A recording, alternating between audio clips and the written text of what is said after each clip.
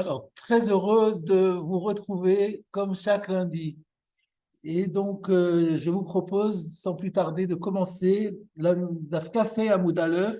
On avait démarré la semaine dernière déjà la Mishnah. Et donc, je reprends le commentaire de notre Mishnah, Daf Café à Moudalef, au bas de la page.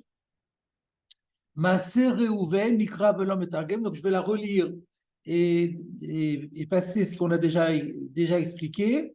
Donc, l'histoire de Reuven que nous avons vu Shabbat dernier dans la paracha de Vaïshlach. On a vu que Reuven avait dérangé la couche de son père Yaakov et le verset laissait même les entendre qu'il aurait eu des relations avec Bilha, mais en fait, on sait que c'est pas vrai. Ce passage, on le lit en hébreu dans la Torah, bien sûr, mais on ne le traduit pas en araméen au Beth Knesset, comme à l'époque on avait l'habitude de traduire, parce que les gens ne comprenaient pas l'hébreu, ils comprenaient l'araméen, on leur faisait une traduction simultanée en araméen, mais le passage de Reuven, on ne le traduisait pas. Rashi a dit par égard à l'honneur de Reuven, et j'avais signalé que le Ran dit non, c'est plutôt par égard à Yaakov, parce que c'est un peu déshonorant, l'histoire est un peu déshonorante aussi bien pour Reuven que pour Yaakov. Ensuite, Massé Tamar, Nikra ou Metargem. A contrario, bien que ce soit des histoires qui peuvent se ressembler, eh bien, l'histoire de Tamar, celle-là, non seulement on la lit, mais on la traduit en araméen. Alors, c'est quoi l'histoire de Tamar? On a vu la semaine dernière une machloket rishonim.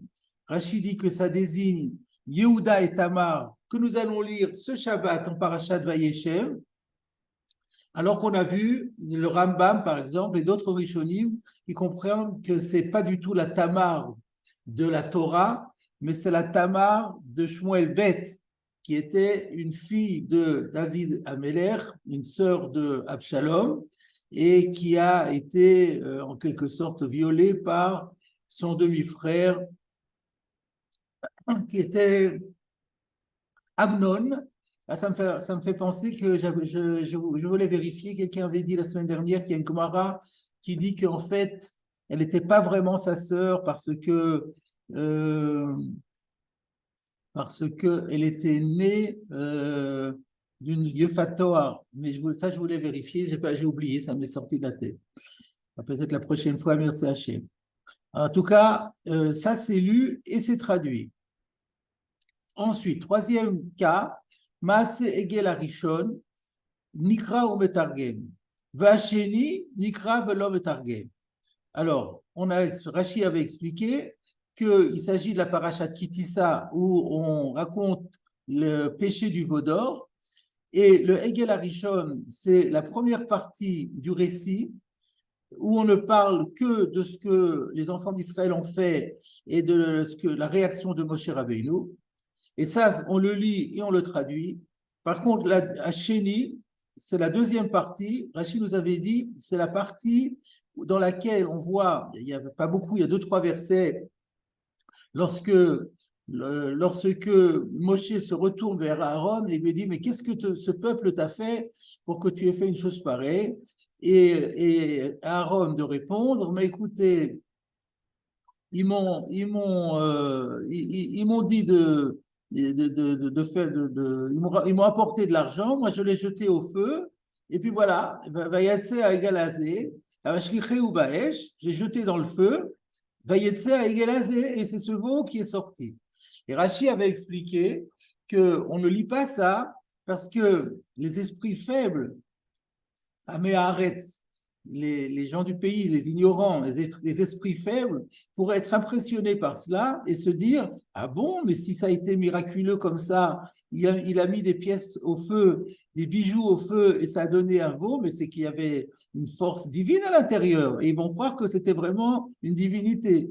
Donc c'est dangereux sur le plan religieux, il vaut mieux pas traduire ça pour les ignorants. Ça, c'était la position de Rachid. Alors, je voulais vous proposer maintenant de tourner la page parce qu'il y a un Tosfot, c'est le deuxième Tosfot de la page, qui en réalité n'est pas à sa place. Et donc, c'est signalé par les notes en marge. C'est signalé, euh, C'est quoi? C'est quoi? C'est un noun c'est signalé. Oui, le Guillon. Donc, dans toutes les éditions, vous avez en marge extérieure un Guillon qui dit sur ce Tosfot, Shayach le Elba Mishnah. Ce Tosfot se réfère en réalité à notre Mishnah. Donc, on va l'étudier maintenant, puisque il se réfère à ce qu'on vient de voir. Alors, regardez Tosfot. Maaseh shel Egel Hasheni, Nikra velom etargem. Ce qu'on vient de voir, donc l'histoire, la deuxième partie, disons, de l'épisode du veau d'or, on la lit, mais on ne la traduit pas. Perash Rashi, Tosfot rapporte le commentaire de Rashi que nous venons de rappeler, chez Yomru Mamashu Tayabo, pour ne pas que les esprits faibles en viennent à dire ah bon, mais alors il y avait réellement une divinité à l'intérieur. Mideka Amar Aaron, puisque Aaron a dit Vayetse à Egel Azé, que est sorti du feu ce veau. Veut cacher, mais Tosfot est en désaccord avec cette explication. Il dit c'est difficile l'explication de Rashi. Pourquoi? Birushalmi, pligué à Moraï.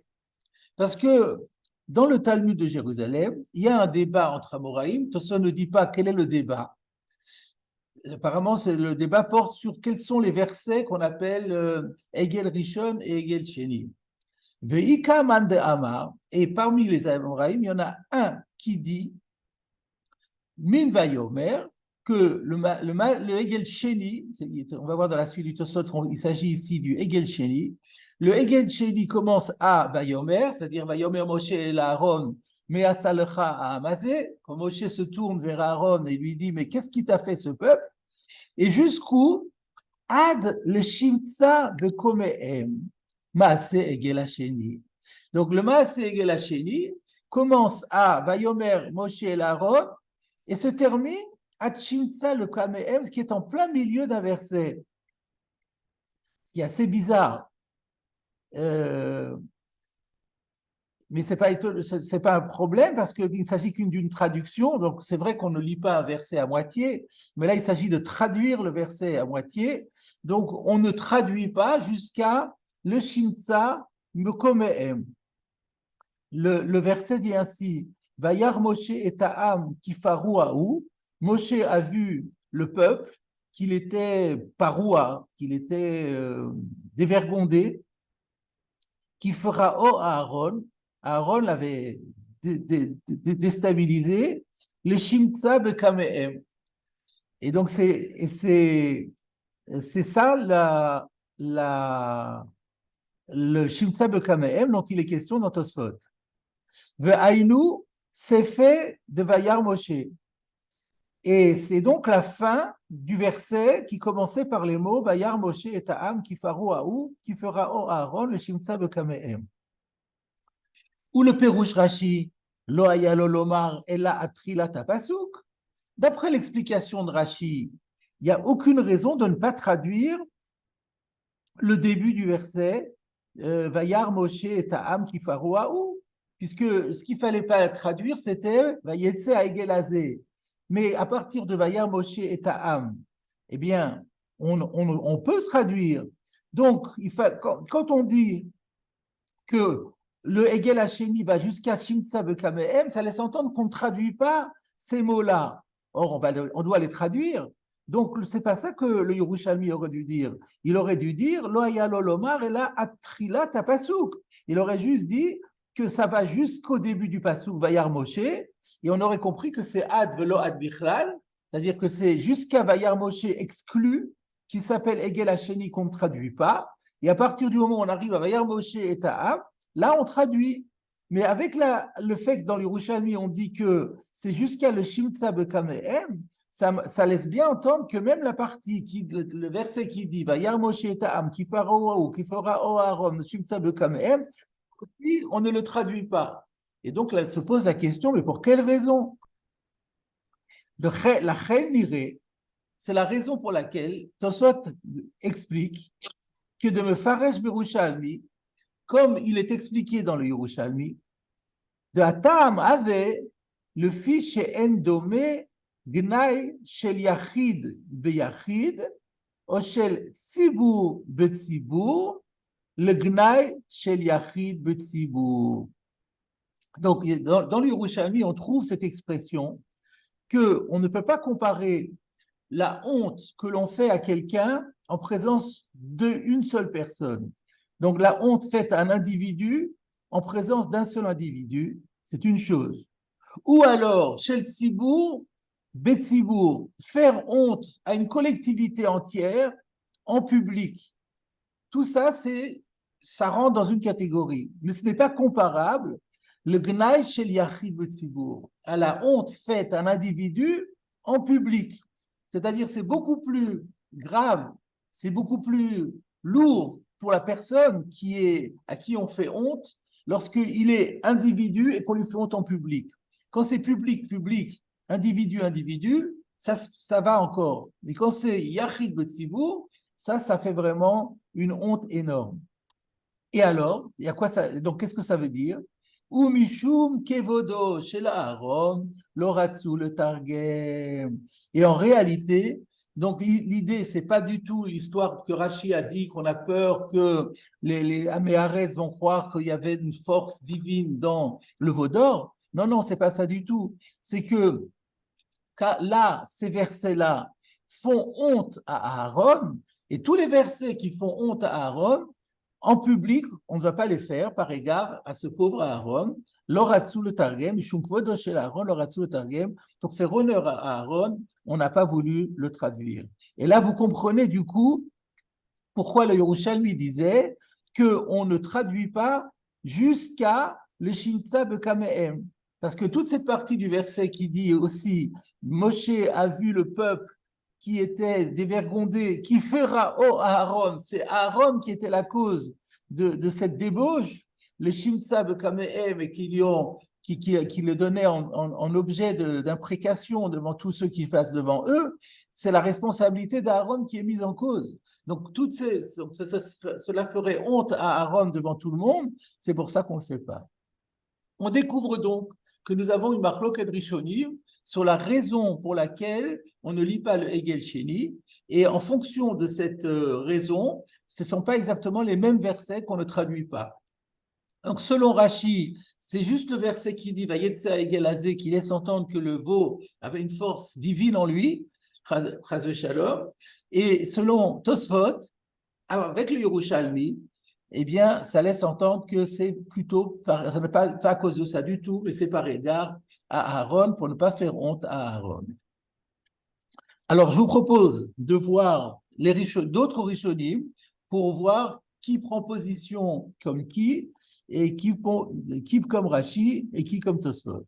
Alors, on commence par le Rif. Ça ira très vite, mais je vous le lis. Donc, pas le Rif sur la Mishnah, le Rif sur la Mishnah ne dit rien, mais sur la Gemara, donc une page après, le Rif reprend ce qu'on verra dans la Gemara, et il ira Egel Hasheni Nikra Velo Mittargem. La deuxième partie du Vaudor, on la lit, on ne la traduit pas. Perouche Mishum Kevodosh El Aaron. Donc, le Rif dit, comme le Yerushalmi, que c'est par égard à Aaron. On regarde le Ran, Maaseh Gelasheni Nikra Velo Mitargem, Mishum Kevodo de Aaron, car Perash Arav Alfasi Zichono Livracha. Ou Bigmara, Mefaresh Tama de Milta, Shemayitu Ashomim, Lomar, Mamash Aya Be'egel, Kivan Sheyatsa Me'elav. Le Ran dit, oui, mais dans la Gemara, Mashma, il ressort que la raison pour laquelle on ne traduit pas ce passage, c'est de peur que les auditeurs soient induits en erreur et ne se disent qu'il y avait une réalité divine à l'intérieur du veau d'or puisqu'il est sorti de lui-même. Donc, en fait, c'est la chita de Rashi. On découvre dans le Ran que l'explication de Rashi est fondée sur la suite de la Gemara. Donc, le Rif et Tosfot se base sur le Yerushalmi, mais Rashi se base, lui, sur la suite de la Gemara. Donc, quand on arrivera à ce passage de la suite de la Gemara, il faudra se poser la question, comment le Rif a-t-il pu dire ce qu'il a dit si ça contredit ce que dit la Gemara? Donc, nécessairement, c'est que dans la Gemara, il y a deux manières de comprendre, et c'est en fonction de ça, c'est sur ça que s'articule la marloquette entre Rashi d'un côté, le Ran avec lui, et de l'autre côté, on a le Rif et Tosfot.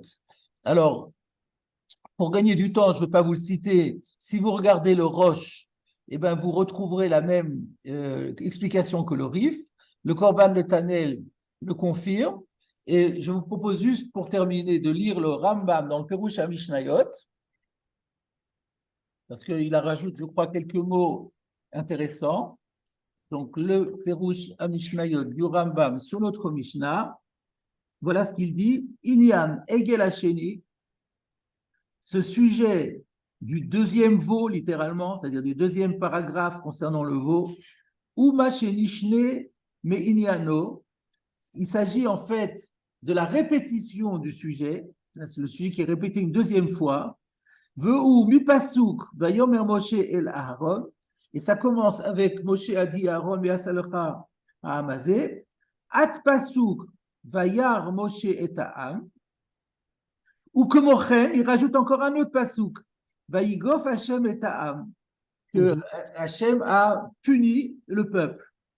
Ve'elu apsukim einam metargemin al rosh hatzibur mipnei kvod Aaron.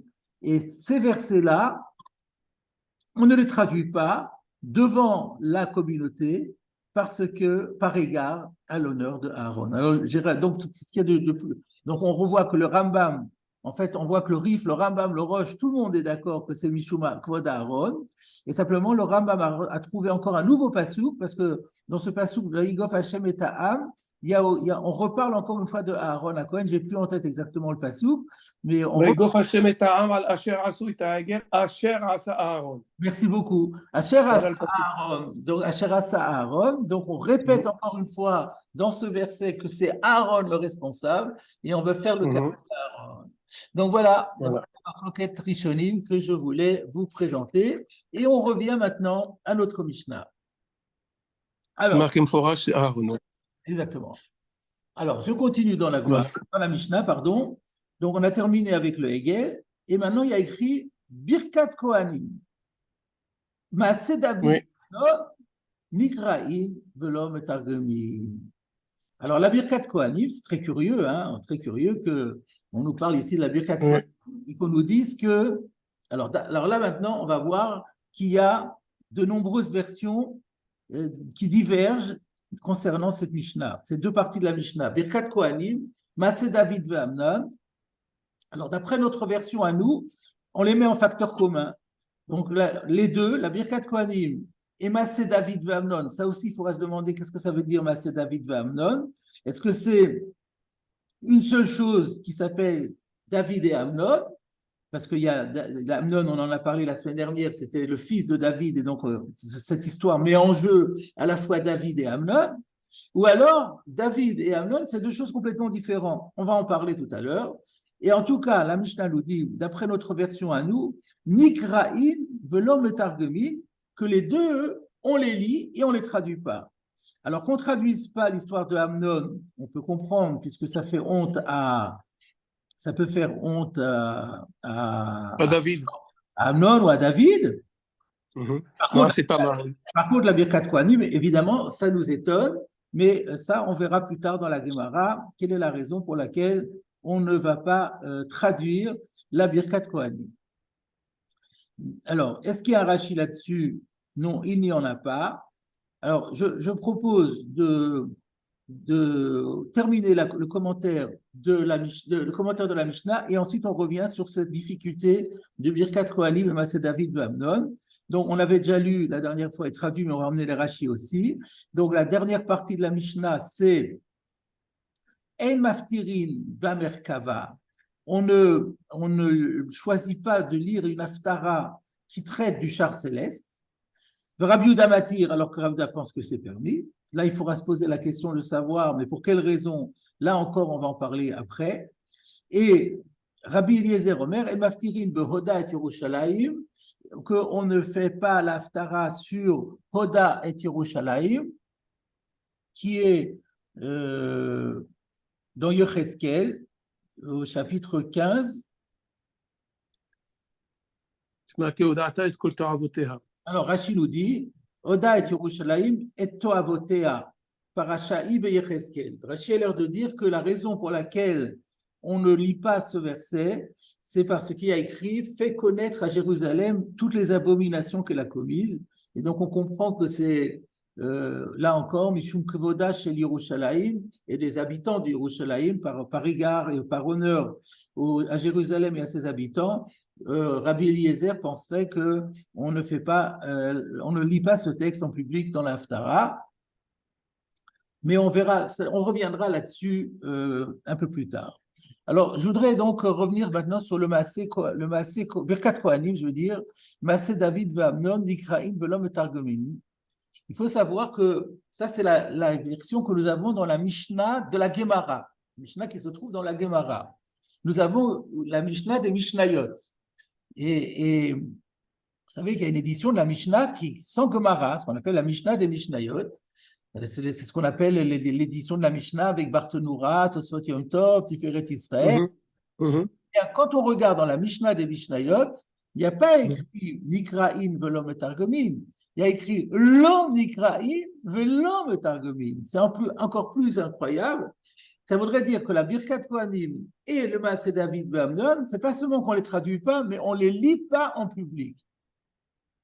Alors, le Tiferet Israël, Rabbi Israël Lifshitz, dans son commentaire de la Mishnah des Mishnayot, il dit que c'est pas possible, la version des Mishnah des Mishnayot n'est pas possible.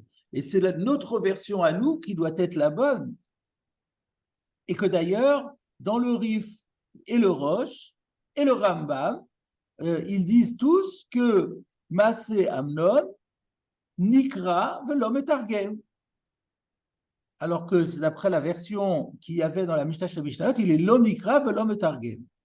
Et il dit pourquoi est-ce que c'est sûr que c'est la bonne version, celle qui est la nôtre, et pas celle qu'on a dans la Mishnah des Mishnayot? Parce que comment on pourrait comprendre que la Birkat Kohanim, qui se trouve dans la Torah, dans la Parashat Nasso, comment est-ce qu'on pourrait comprendre qu'on ne la lit pas dans la Torah?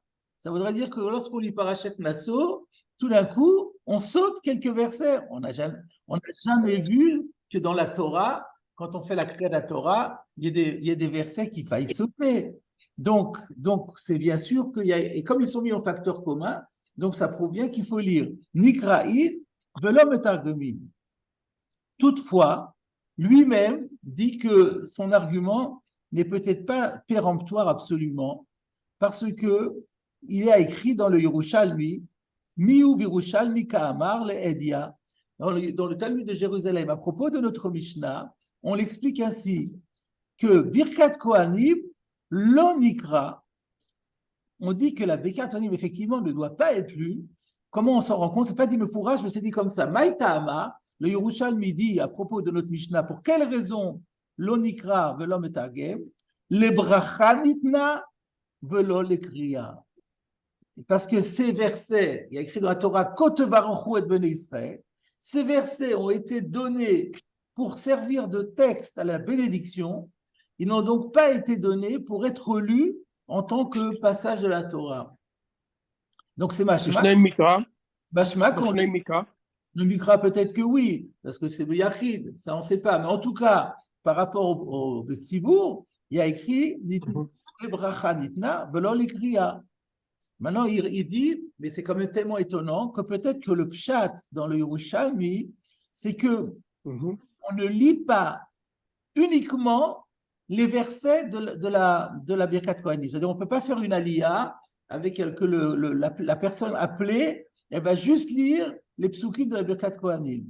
Aval, Reshai, le Tsarfan, le psukim, ilma la olamata. Donc, ça permettrait de rendre le Yerushalmi un peu plus audible, de dire que, en fait, ce qui est interdit, c'est de lire strictement ces versets-là, mais à partir du moment où on les englobe dans une aliyah, où on a relu des versets avant et des versets après, peut-être que là, le Yerushalmi serait d'accord, et du coup, ça pourrait aussi être le pshat dans la Mishnah. Donc finalement, à la fin, le Tiferet Israël est un peu en retrait par rapport à ce qu'il avait dit, mais néanmoins, il conclut quand même que la bonne lecture, c'est Nikraïn, Velom et Targumim.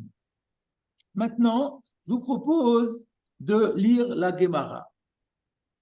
Je n'ai pas fini, mais c'est parce que dans la suite de la Gemara, on va encore avoir un argument. Tanour Rabanan, nos maîtres ont enseigné dans une baraïta. Yesh nikrin umetargemi, yesh nikrin velo mitargemi. Donc je traduis, il y a des passages qui sont lus en public et qui sont traduits en public. Il y a des passages qui sont lus en public mais qui ne sont pas traduits. Veyesh lo nikrin velo mitargemi. Et il y a des passages qui ne sont ni lus ni traduits. On regarde dans Rashi, Veyesh lo nikrin velo mitargemi, mefaresh de Sefa, ça va être expliqué dans la suite du passage, Maaseh David ve'Amnon, lo nikrin ve'aftara, que l'histoire de David et de Amnon, on ne les lit pas en tant qu'Haftara, pour que pas que ce soit une lecture publique. Qu'est-ce qu'on voit de Rashi? On voit de Rashi que lui pense que dans notre Mishnah, sur Maaseh David ve'Amnon, il y avait écrit Nikra'in ve'lo metargemi. Et par contre, Rashi n'a pas dit que ça va aussi sur la Birkat Kohanim.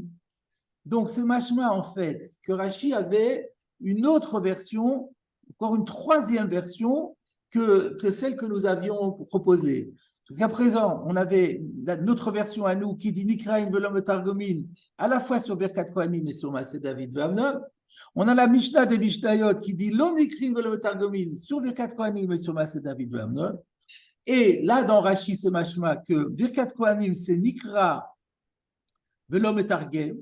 Le Tosfot Yom Tov propose de dire que Rashi avait simplement un mot V'chen Birkat Kohanim, ve'lo metargem, V'chen Birkat Kohanim, point. Et ensuite, et donc Birkat Kohanim, c'est aussi Nikra ve'lo metargem. Et par contre, c'est David ve'Amnon, c'est lo Nikra ve'lo metargem.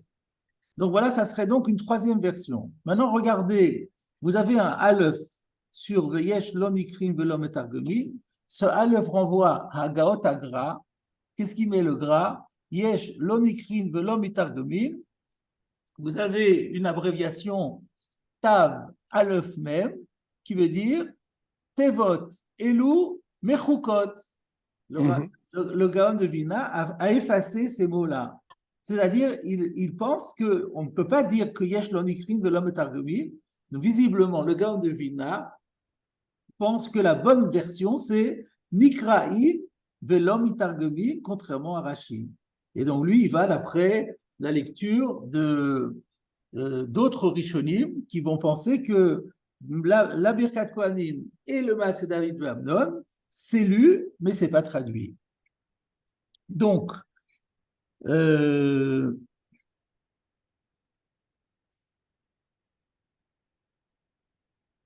Tosfot Yom Tov nous dit que le Barthénoura explique que la Birkat Kohanim, elle est lue, elle n'est pas traduite.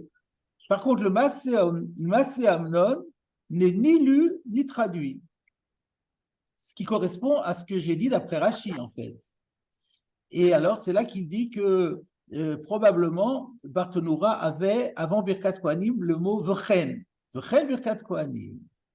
Maintenant, il y a encore une autre possibilité, qu'il y a une autre guerre, puisqu'on est dans les Girsaot, on peut très bien imaginer, et on en aura la preuve en fait, qu'il pouvait avoir la version suivante, Birkat Kohanim, Nikra, ve'lo mitargem.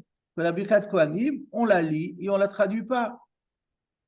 Ou alors, Nikra'in ve'lo metargemin. Et quand on regarde le Rosh, c'est écrit en toutes lettres dans le Rosh. Le Rosh, il a la Girsa, Birkat Kohanim, Nikra'in ve'lo mitargemin. Et après, si on veut faire comme Barthénoura, il y aurait écrit Maaseh David ve'Amnon, lo nikra'in ve'lo mitargemin. C'est possible que Rashi aussi avait cette version-là. Et alors, la seule question qu'on peut se poser, mais alors pourquoi il y a écrit Nikra'in au pluriel? Question qui se pose. Alors, sur Birkat Kohanim, c'est pas sûr qu'il y a écrit Nikra'in, peut-être qu'il y a écrit que Nikra, mais le Rosh, il a la Girsa, Birkat Kohanim, Nikra'in. Alors pourquoi ce pluriel? J'ai pensé parce qu'il y a 3 brachot dans le Birkat Kohanim. Alors comme il y a 3 brachot, peut-être c'est pour ça qu'on a mis ça au pluriel. Mais tout à l'heure, je vais vous citer une autre girsa qui est Nikra velom itargem, et donc ça ne pose pas de problème. Par contre, tout le monde a la girsa sur David ve Amnon, Nikraim velom etargemin. Alors, si on disait que ça va avec Birkat Kohanim dans notre girsa à nous, c'est normal qu'il y ait un pluriel parce que ça englobe et Birkat Kohanim et Maaseh David ve Amnon. Par contre, si on dit, comme d'après les Rishonim que je viens de citer, qui pensent qu'il y a une différence entre Birkat Kohanim et Maaseh David ve Amnon, parce que Birkat Kohanim, c'est lu et pas traduit, alors que Maaseh David ve Amnon, c'est ni lu ni traduit, alors pourquoi c'est au pluriel Maaseh David ve Amnon si on dit que c'est la même histoire? Le Sfat Emet nous dit que c'est de là qu'on voit que lorsqu'on parle ici de David et Amnon, eh ben, David ici, ça veut dire David et Bathsheba. En fait, c'est 2 affaires. Il y a l'affaire Maaseh David ou Bathsheba, ve Amnon ve Tamar. Le Tosfot Yom Tov déjà s'est posé la question et il n'a pas tranché. Donc le Sfat Emet nous dit le fait qu'il y ait un pluriel nous laisse entendre qu'il y a ici donc 2 histoires différentes et ça explique le pluriel. Et en réalité, j'ai trouvé en toutes lettres dans le commentaire de Rabbi Yonatan Miluel Cohen qui dit comme ça Umaseh David bebatsheva ve'amnon betamar, donc il dit en toutes lettres l'histoire avec Bathsheba. Vous connaissez l'histoire, ça, à quoi on fait référence? Que David a entraîné la mort de Uriah pour pouvoir épouser pour pouvoir épouser Bathsheba. Donc c'est quelque chose qui est quand même très, très choquant. Ve'amnon betamar, et l'histoire d'Amnon et Tamar dont on a parlé déjà la semaine dernière, l'homme targeminan, on ne les traduit pas, Mishum kevodo chez David, tous les deux, parce que l'honneur de David est en jeu. Et donc, on voit bien qu'il avait la lecture Nikraï et l'homme itargemin. Et lui, Ligores, Birkat Kohanim, Nikra de l'homme itargem. C'est Amnon qui était Baal Tamar ou c'est David? C'est Amnon. Amnon qui a eu Tamar. C'est Amnon qui a eu un lien avec Tamar, c'est ça? Oui, on en a parlé la semaine dernière que Amnon. Ouais. Et David avec Bathsheba, c'est ça? Exactement. Okay. Exactement. Alors, et Tamar, c'était sa sœur. Tamar, c'était sa demi-sœur, mais vous aviez expliqué la semaine dernière, vous aviez cité une Gemara qui disait qu'elle n'était pas vraiment sa sœur parce qu'elle était Guioret. C'est ça, ouais, c'est Sanhedrin, ouais. Ça, j'ai oublié de vérifier. C'était dans Sanhedrin combien? J'ai oublié de. Kafalef, vous voulez que je vérifie? J'ai la Gemara. Ben, si vous voulez. Sanhedrin Kafalef. Qu'est-ce qu'il y a écrit là-bas? Kafalef Hamoud. Donc, c'est là-bas où il a marqué Shenolda David Shetiefatoa, Lifnesh Nidgaïra, Velachen Aïta Muteret Minadin le Amnon. Ça veut dire qu'elle était Guioret, elle a été convertie. Oui, donc avant d'être Midgaïret, elle était Nolda le David. Nolda le David. Et lui, il était. Donc, quand est-ce qu'il a eu un rapport avec elle? Après la Géroute ou avant la Géroute? Amnon, après la Géroute. Mais c'était pas ça. Après la Géroute. Voilà, parce que c'était plus considéré comme sa sœur. Voilà. Mais ça, il faut vérifier exactement. Bon, alors je continue. Vous voulez que j'aille vérifier, Rav, c'est pas grave. Sanhedrin? On le fera. Je peux, la Gemara n'est pas loin, je peux me lever 2 minutes. C'est pas la peine. Alors je continue. Le Rambam, D'accord. s'exprime de la façon suivante. Donc le Rambam 12, Tfila 12. Ou Bemaase Amnon. Bemakom Shenemar Amnon ben David, Nikra velo mitargem. Donc on voit que le Rambam aussi, il a cette lecture, que Amnon, l'histoire de Amnon, dans les cas où on met Amnon, on signale qu'il est fils de David, tous les versets où on dit qu'il est fils de David, on le lit, mais on ne le traduit pas.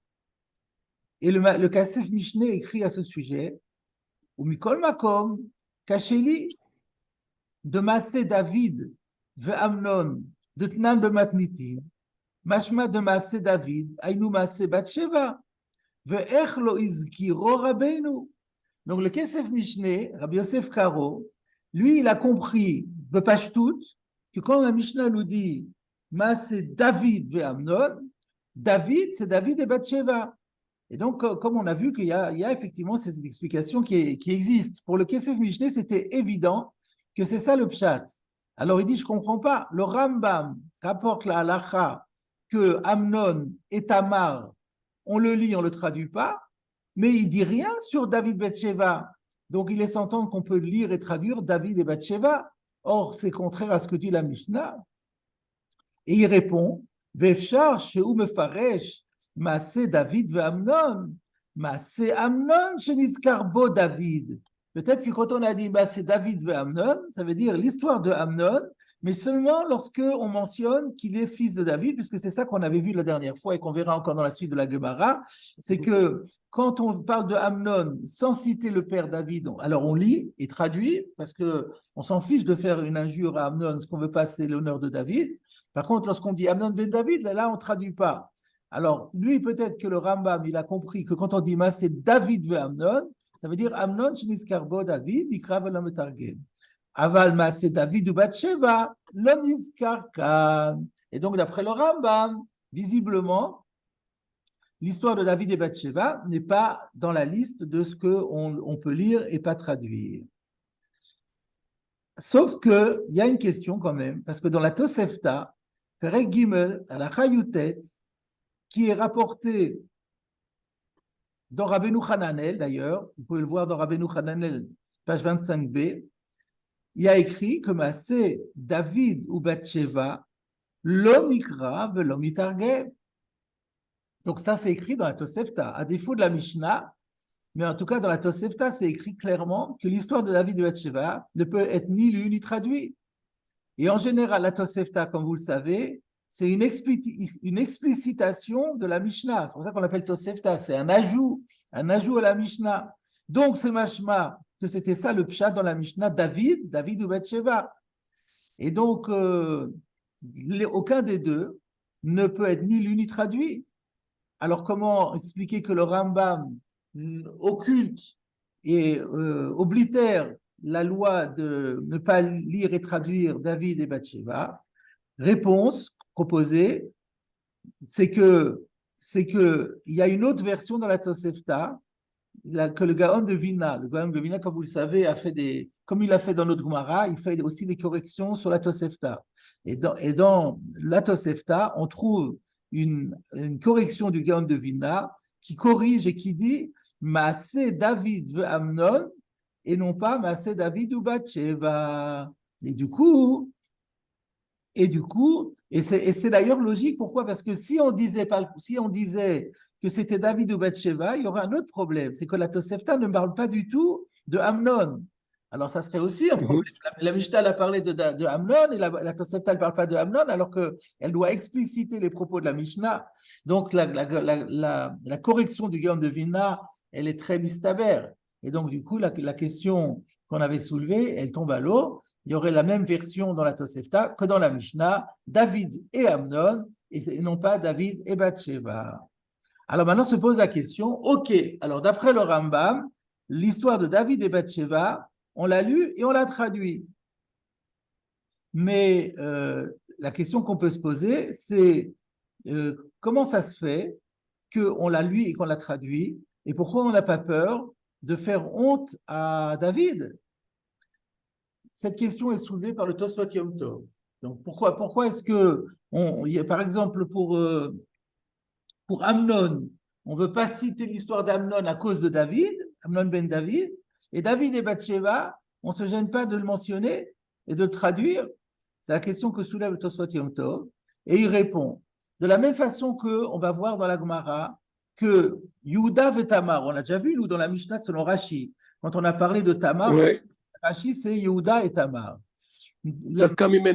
Alors, la Gemara, on va voir dans la Gemara un peu plus loin, pourquoi est-ce que Yehuda et Tamar, on lit et on traduit? Pourtant, c'est un peu honteux pour Yehuda. Et la réponse est, parce que la Gemara va dire, c'est le Shevar de Yehuda, parce que Shafre de Odi, parce qu'il a reconnu son tort.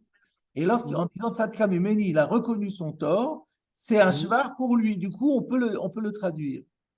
Eh bien, on peut dire la même chose pour David et Bathsheba.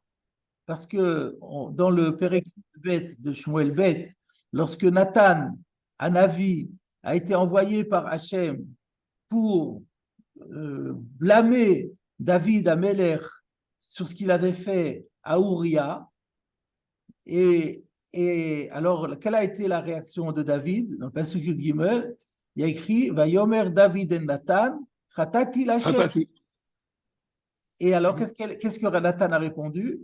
Vayomer Nathan el David, Gam Hashem evir Chatatra lotamut. Et de là, on apprend la force de la Teshuvah. Et on avait dit que la Teshuvah de David Ameler, elle a été immédiate et totale.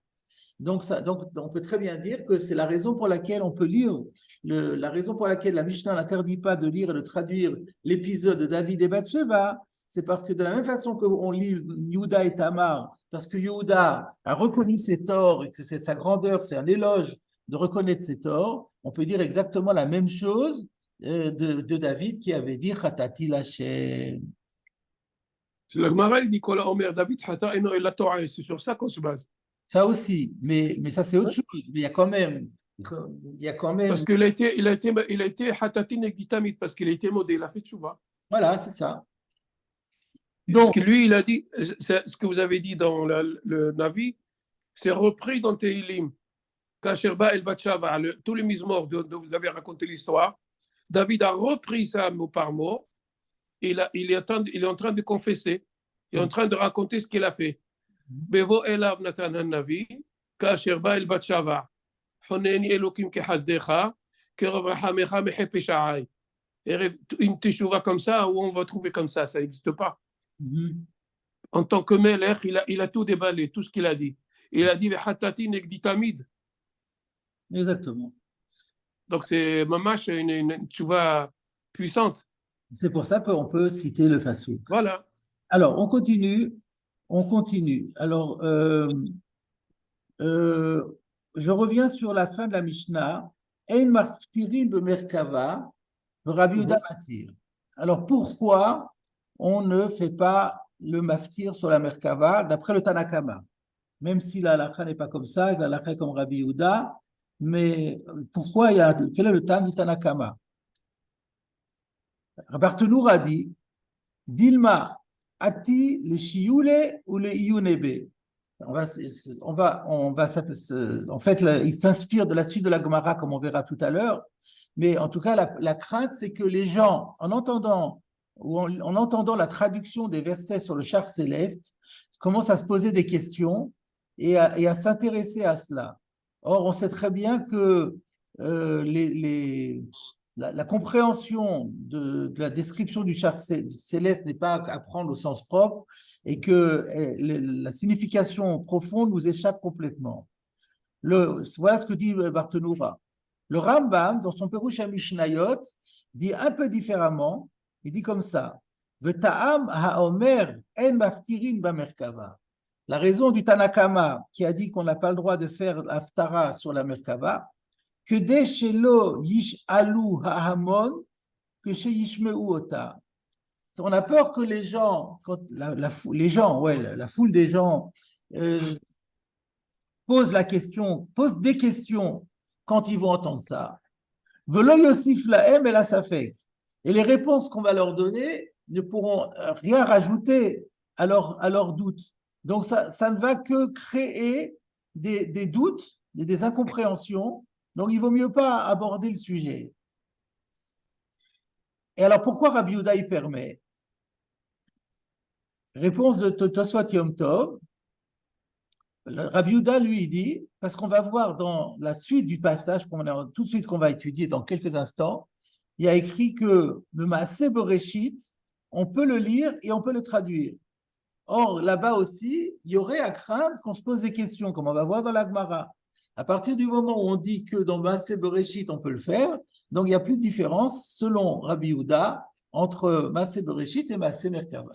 Alors, pour que vous compreniez mieux que cela, plus que cela, je reprends directement la Gemara.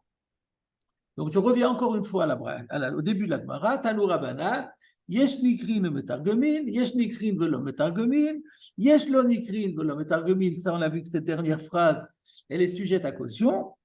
Eilu nikrin metargemin. Et donc, voilà, maintenant, on est en train de citer une braïta très longue qui va faire la liste, d'une part, de ceux qu'on peut lire et traduire, de ceux qu'on peut lire et pas traduire, et de ceux qu'on ne traduit pas et qu'on ne lit pas ou qu'on ne traduit pas selon ceux qui lisent cette lecture-là.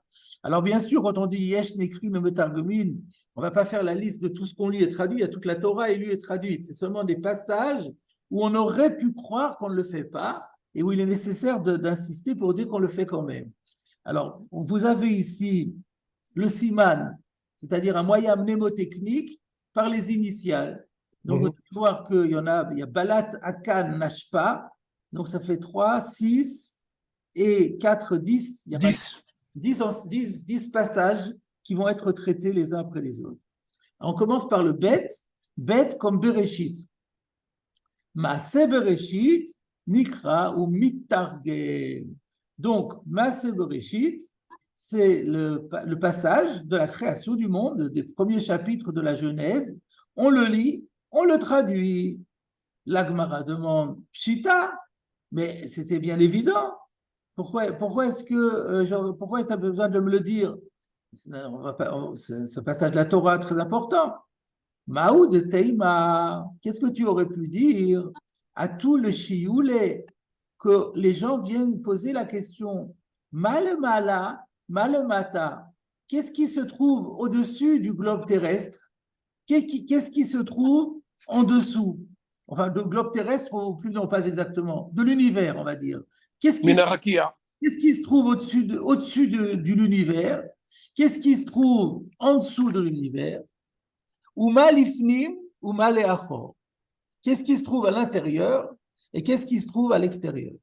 Et donc, j'aurais pu croire que de ce fait, parce que les gens vont poser la question, on ne le traduit pas. Kamash Malan, qu'on peut le traduire quand même. Alors, il faut comprendre qu'est-ce que ça veut dire, ça. Qu'est-ce que ça veut dire?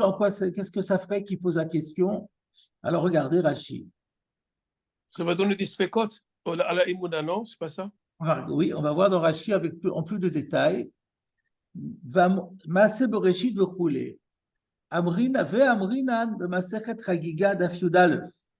Dans la Masechet Chagiga, page 11b, parce que la Mishnah dit là-bas, d'abord, il y a une Mishnah qui dit En dorshin be'arayot be'shlosha, ou be'Maaseh Bereshit be'shtayim, ou be'Maaseh Berkeva afilu be'echad. Et donc là-dessus, la Gemara apporte l'enseignement suivant. Amistakel barba advarim ra'uilo kilulo ba'al olam. Non, c'est déjà la Mishnah, encore. C'est la Mishnah qui dit ça. Celui qui regarde 4 choses, il aurait mieux valu qu'il ne soit jamais venu au monde. C'est quoi les 4 choses? Alors, les 4 choses, Rashi ne les cite pas. C'est malemala, malemata, malifnim, maleachor. Il faudrait mettre d'ailleurs, on me signale dans le Os Ve'adar que dans les manuscrits de Rashi, après l'obal olam, il y a écrit malemala vechulei. Donc, c'est 4 arba dvarim, les 4 choses sur lesquelles, si quelqu'un les regarde littéralement, il aurait mieux valu qu'ils ne viennent pas au monde. Ce sont les 4 choses dont il est question ici, le mala, le mata, l'ifnim, l'achor. Vata mefaresh ta'ama. Et là-bas, on explique la raison pour laquelle il ne faut pas regarder ça. Réponse, en rotsono shel melech sheyazkiru shemo al ashpa. Ce n'est pas la volonté du roi qu'on mentionne son nom à propos d'immondice. Alors, qu'est-ce que ça veut dire? Alors, je voudrais clarifier un peu tout ça. Il faut aller voir la Gemara de Chagiga pour comprendre en détail. Alors, en fait, on se rend compte que ce que Rashi nous dit, c'est juste sur l'ifnim. Parce que les autres choses, la Gemara, elle a compris. Alors, je vous cite la Gemara, comment c'est écrit là-bas. Une fois que la Mishnah a dit que les 4 choses, la Gemara a cité que les 4 choses, c'est le mala, le mata, l'ifnim, l'achor. La Gemara, elle dit, Bishlama, les mala, les mata, les achor, les chaye. Je comprends pourquoi il ne faut pas regarder en haut, en bas et en arrière. Ça, je comprends. Il n'y a pas écrit pourquoi. Alors, et même Rashi n'explique pas. Mais alors, j'ai regardé dans le Tiferet Israël sur Chagiga, qui dit que Kivan de En l'Adam Asaga Baev, Yachol Lavo l'idée minute. Parce que, étant donné qu'un homme n'a pas la capacité de concevoir ce qui est décrit par en haut, en bas et en arrière, ça, on peut en venir à des idées complètement hérétiques. Et donc, c'est très dangereux. Par contre, la Gemara, elle dit Aval lifnim, maïd ava ava. Lifnim, ça veut dire avant. Donc, c'est temporel. Donc, on voit que la Gemara a compris que l'ifnim, et l'anglais achor, ça veut dire dans les temps futurs, et dans le Olam Haba peut-être, et l'ifnim, c'est avant la création du monde. Alors, c'est ça que la Gemara a dit. Que tu me dises que je n'ai pas le droit de regarder en haut, en bas, ou dans le Olam Haba, je comprends, parce que c'est des choses dans lesquelles on n'a aucune on n'est pas capable de concevoir de quoi il s'agit. C'est des choses qui nous dépassent complètement, qui sont inconcevables pour nous. Donc, ça peut en venir, on peut en venir à avoir des idées complètement hérétiques. Mais quand on se pose la question, qu'est-ce qu'il y avait avant notre monde? Ben, ça, on s'en fiche, de toute façon, il n'y a plus d'application puisque c'est du passé. Maïda Ava Ava, littéralement, ce qui était, c'est du passé. Et la réponse de la Gemara, c'est ce que Rashi nous cite. En rotsono shel melech sheyaskiru shmo al hashpa. Et ça veut dire quoi? Les Mefarshim expliquent chez Nivra haolam mitor tohu. C'est-à-dire qu'avant la création du monde, d'abord, il n'y avait rien du tout, c'était yesh me'ayin, ex nihilo. Mais après le nihilo, il y a eu un premier shlav, une première étape de tohu. Tohu vavohu. Le tohu vavohu, c'est ce que la Gemara appelle ashpa, c'est-à-dire c'est quelque chose qui est complètement tohu bohu, c'est pas propre, c'est pas beau, c'est complètement inachevé, c'est comme un champ d'immondice. Alors c'est pour ça que ça se fait pas de demander qu'est-ce qu'il y avait avant. Voilà l'explication de Pashtout de la Gemara dans Chagiga et donc de ce que Rashi veut nous dire ici. Donc j'aurais pu croire qu'à partir du moment où donc je reviens à la Gemara, qu'à partir du moment où on lit et on traduit l'histoire de la création du monde, les gens pourraient en venir à se poser les questions et à dire, justement, à regarder ces quatre choses dont la Mishnah nous dit qu'il aurait mieux valu ne pas venir au monde que se les poser, et donc en venir à des idées hérétiques ou alors à dire des choses désobligeantes vis-à-vis d'Akadosh Baruch Hu, comme Ashmala. Alors, ici, elle se pose effectivement une question. Mais au fond, c'est vrai que la question se pose, c'est vrai que le risque existe. Alors, pourquoi la Mishnah n'a-t-elle pas peur qu'on se vienne à poser la question? C'est un risque qui nous paraît très, très logique. Donc, voilà la question qui se pose. Alors, le Tosfot Yom Tov explique. Mima Nafsha. Il dit la raison pour laquelle la Mishnah dit qu'on ne prend aucun risque, parce que de deux choses l'une. Imu Chacham, si celui qui lit et qui entend ce passage est quelqu'un qui est Chacham, qui a des connaissances approfondies, Yodea Shadvarim Elu Lev Amaskil Lo Yasigem, Ushtikato Yafa. Donc, s'il est Chacham, il sait très bien que là, on aborde un domaine qui est complètement inaccessible à l'esprit humain. Et donc, il sait très très bien qu'il vaut mieux se taire que poser la moindre question. Donc, si on a affaire à un Chacham, il sait, stop, là, c'est dangereux, on écoute la lecture, on écoute la traduction, mais on n'approfondit pas, on ne se pose pas de questions parce que de toute façon, on ne gagnera rien à soulever le problème parce qu'il n'y aura pas de réponse pour nous et qu'il vaut mieux garder le silence. De imlav barachiou, et si au contraire c'est quelqu'un qui n'est pas du tout instruit, lo yishal bainyanim eilu, eh ben, il sera assez intelligent pour comprendre qu'il n'a pas d'intérêt à poser la question. chez Enoch Dai, chez Yashivulo Shumane. C'est très bien que ce sont des domaines hyper sophistiqués et hyper délicats, et que quelqu'un comme lui, on ne lui répondra même pas. Donc, plutôt que de se faire, en quelque sorte, la honte, de poser une question et puis que les gens lui répondent par un silence gêné, il vaut mieux ne rien dire du tout.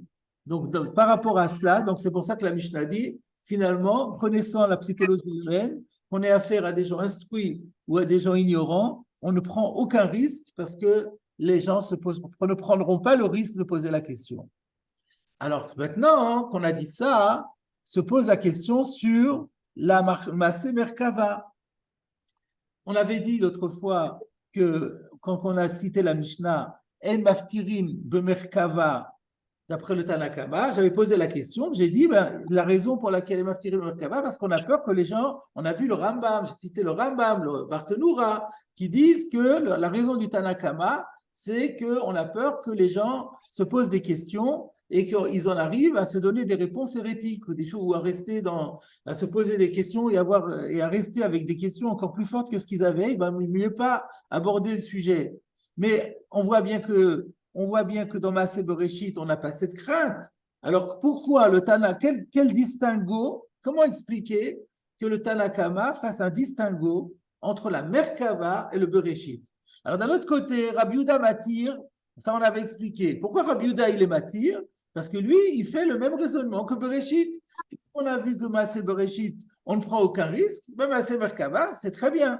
Donc, on comprend très bien Rabbi Yehuda. Mais maintenant qu'on a compris Rabbi Yehuda, qui dit qu'il n'y a pas de différence entre Merkava et Maaseh Bereshit, se pose la question sur le Tanakama de Rabbi Yehuda, pourquoi lui il fait une différence entre Merkava et Maaseh Bereshit? Alors, qu'est-ce qu'on répond à ça?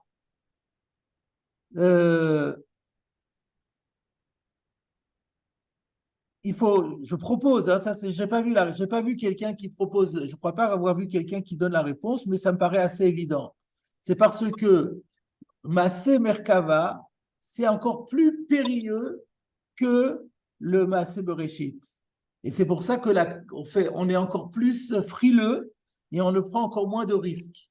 Et là, sur quoi je me base en disant ça? C'est sur le début du 2e chapitre de la Mishnah de Chagiga, que je vous ai cité tout à l'heure, qui dit En dorshin ba'arayot beshlosha. On ne fait pas un cours de halacha sur l'ilchot erva avec 3 élèves. La raison en est parce qu'on a peur que pendant ce temps-là, il y a 2 élèves qui se mettent à discuter ensemble, ils n'écoutent pas le Rav et après ils vont se tromper. Velo b'maaseh bereshit b'shnaim, et maaseh bereshit, même à 2, on ne le fait pas. Velo b'merkava b'yachid, et là, donc, on voit qu'il y a une gradation et que les risques vont de plus en plus fort. Il y a Arayot, ça c'est de la halacha. Quand on arrive à Maaseh Bereshit, là, on rentre déjà dans des domaines mystiques et inaccessibles pour le cerveau humain. Et le pire, le plus dangereux de tous, c'est le Maaseh Merkava. Le Maaseh Merkava, on l'enseigne à personne. On peut l'enseigner même pas à une personne toute seule. Sauf si cette personne toute seule est une personne qui est très avertie et qui est capable de comprendre les choses à demi-mot. Voilà donc l'explication de cette Mishnah et de la Gemara. Alors, moi, je propose d'arrêter aujourd'hui le cours là-dessus. Et donc, ah non, on peut encore, je tourne la page, il y a encore un petit Tosfot, ça on peut le faire. Donc,